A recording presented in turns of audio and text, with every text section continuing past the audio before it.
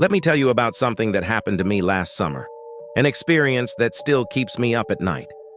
I was house-sitting for my aunt in her old Victorian home, the kind with creaky floorboards and shadows that seem to move on their own. It was around midnight when I first heard it, a soft, melodic humming coming from upstairs.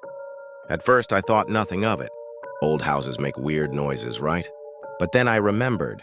I was alone in the house, completely alone. The humming grew louder, and I could now make out what sounded like a woman's voice singing a lullaby. My heart started racing. I tried to rationalize it. Maybe it was the wind or the neighbor's TV, but deep down, I knew better. I grabbed my phone and slowly made my way up the stairs, each step causing the wood to groan beneath my feet. The singing was coming from the guest bedroom, the one my aunt had specifically told me to keep locked. She never explained why. As I approached the door, the singing stopped abruptly. The silence that followed was somehow even more terrifying. My hand shook as I reached for the doorknob, and that's when I noticed something that made my blood run cold. There was light seeping out from under the door, a soft, bluish glow. I stood there, frozen, when suddenly my phone buzzed. It was a text from my aunt.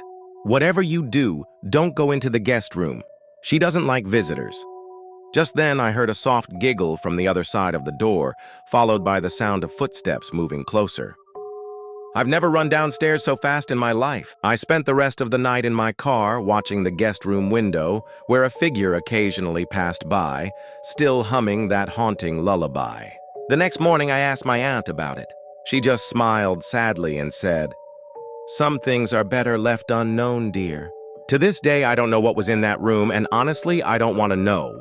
But sometimes, late at night, I still hear that lullaby in my dreams.